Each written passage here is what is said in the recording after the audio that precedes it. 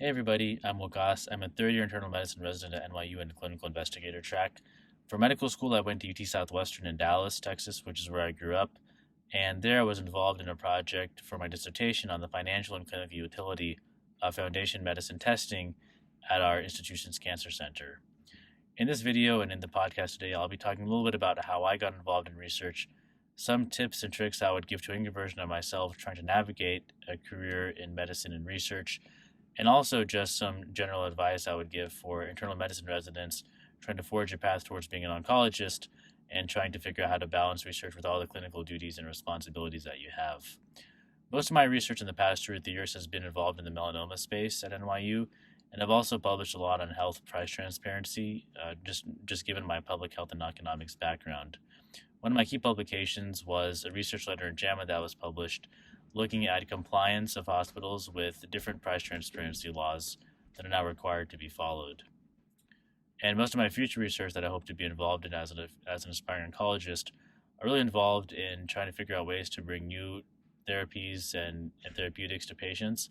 So just trying to focus more on learning about innovative clinical trial designs and learning about how early phase clinical development works.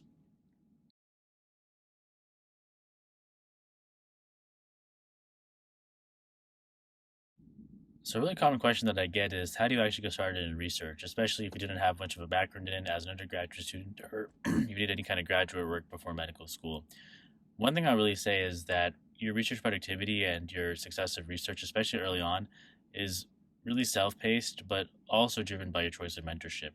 And one thing that I really recommend you to do if you haven't already found a research mentor is to actually look at the PubMed profiles, look at the recent publications of the PA you're interested in working with. If this is someone who is publishing 10, 20, 30, or even more times a year in leading journals in your field, then that's probably someone who is going to be able to, or who's possibly going to be a good mentor for you because they're really productive, right? So it's obviously not a guarantee because you don't know how much support they're going to be giving you, but at the same time, the fact that they have a really positive track record shows that if you have a goal of trying to publish something and have a tangible output, whether it's a publication or some type of presentation or abstract at a national conference, that's probably going to be a pretty good fit for you. But if this is someone who maybe publishes, not that often, or their last publication was a few years ago, or there's multiple years between their publications, then that might not be someone who's going to be able to publish with you in the next few years, right? It's not obviously an exact formula, but that's a general thing that I try to recommend people when they're looking at mentors. Also, try to find someone who has a similar area of interest as you. Once again, if you just go on the faculty profiles and just read a little bit about people's publications, what they're interested in, what kind of motivated them to get involved in their area of research, then that might be a great way for you to get started as well. If you're having difficulty finding someone at your institution, there are ways to get involved with research at a national level. There's obviously the opportunity to go to a conference and network with people and finding opportunities there. There are some more nationwide kinds of groups like machine learning for MDs or also MD Plus, where you can get connected and plugged in with other early stage trainees and med students and residents to possibly find a project. There's also different opportunities like the CARIS Precision Oncology Alliance, where there are regularly recurring meetings where people share research and working groups on some of the latest publications they're working on. So that could be another area where you can maybe tag on to a project. But really, the easiest way is to find someone at your institution. You're kind of already plugged in. You will be seeing that person in the hospital or the wards, and it's usually easy to get things like IRB set up and those sorts of things as you're trying to get involved in research. Also, if you're interested in a certain topic but don't really know where to start, doing a literature review might actually be a really good way for you to get started in research because you can work with your librarian to figure out the search terms that you need to sort of initially approach the research topic you're interested in or the area you want to review. And once you've made some progress, you can probably find a mentor in your similar area of interest who is willing to mentor you or to at least supervise you as you go through the lit review. So that's always another area where you can sort of find a way to get started if you haven't already with research.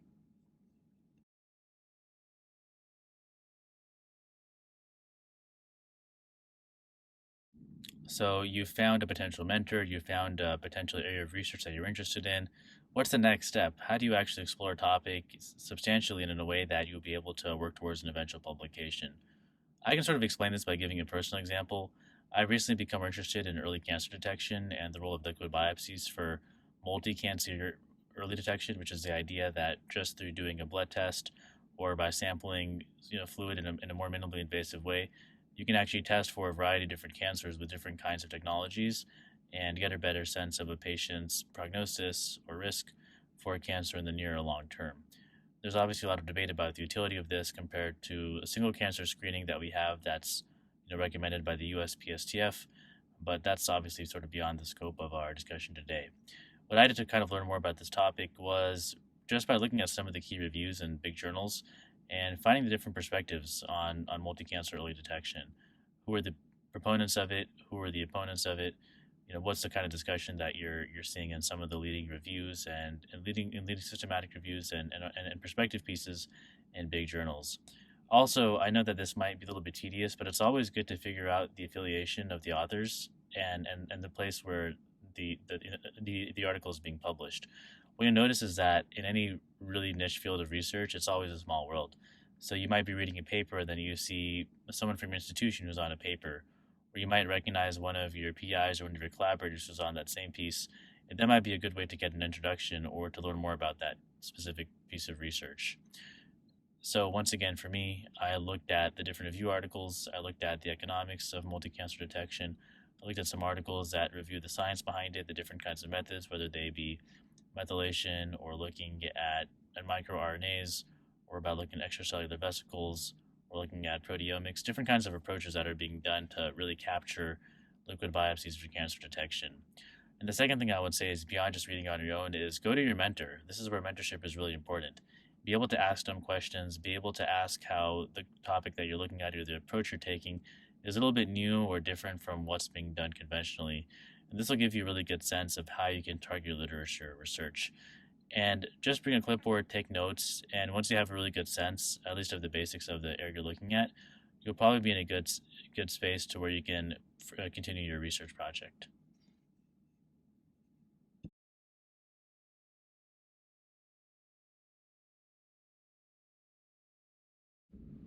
So one of the most challenging aspects of residency is that you're trying to take care of patients, trying to do the best job you can, but then you have a really short timeline to get involved in research because your intern year is really busy. You have a lot of inpatient blocks.